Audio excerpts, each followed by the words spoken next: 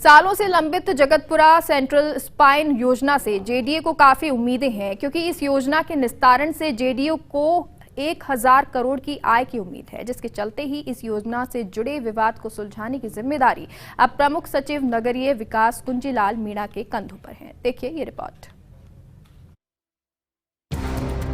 Jagatpura central spine योजना JDA और रीको की संयुक्त योजना है, जिसके खातेदारों को मुआवजा नहीं मिलने के कारण ये बरसों से अटकी हुई है।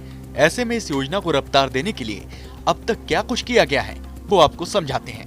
दरअसल जगतपुरा सेंट्रल स्पाइन योजना को लेकर जेडीए और रीको के बीच पहले जो एमओयू हुआ था, उसके मुताबिक खातेदारों की भूमि अधिग्रहित करने के बदले उन्हें 15% भूमि ही दी जानी थी। लेकिन बाद में सरकार के आदेश के बाद स्थिति बदल गई और खातेदारों को 15% के बजाय 25% विकसित भूमि बतौर मुआवजा दी जानी है, जिसके लिए जेडीए को रीको की हिस्सेदारी में से 35 हेक्टेयर भूमि की और आवश्यकता है। वहीं मंत्री शांति धारीवाल की अध्यक्षता में गठित कैबिनेट एम्पावर्ड कमेटी की दूसरी बैठक 14 फरवरी को हुई थी। इस बैठक में जेडीए को अतिरिक्त भूमि देने का फैसला किया गया था। एम्पावर्ड कमेटी के फैसले के मुताबिक इसके लिए जेडीए और रीको के बीच हुए एमओयू में संशोधन होगा। एम्पावर्ड कमेटी ने एमओयू में संशोधन करने की जिम्मेदारी मुख्य सचिव को सौंपी। सच तो यह है कि जगतपुरा इलाके के नियोजित विकास के लिहाज से ये योजना बहुत अहम हो जाती है। ऐसे में जेडीए के अधिकारियों को उम्मीद है कि खातेदारों को मुआवजा देने का अगर रास्ता खुल जाएगा तो खातेदारों के कब्जे की भूमि समर्पित कराई जा सकती है।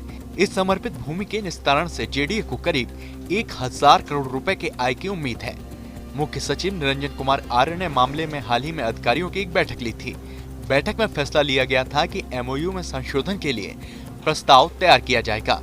प्रस्ताव तैयार कराने की जिम्मेदारी प्रमुख सचिव यूडीएच कुंजीलाल मीणा को दी गई, जिसके चलते जल्द ही कुंजीलाल मीणा के स्तर पर जेडीए और रीको के अधिकारियों की एक बैठक होगी। तैयार प्रस्ताव को स्वीकृति के लिए मुख्य सचिव को भेजा जाएगा।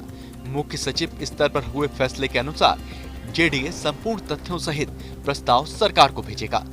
साफ है कि जेडीए लंबे समय से इस योजना के निस्तारण का प्रयास कर रहा है। दूसरी तरफ मामले में सरकार भी गंभीर है। ऐसे में उम्मीद की जानी चाहिए कि योजना से जुड़े विवाद जल्द सुलझेंगे और ये योजना जमीनी हकीकत साबित होगी।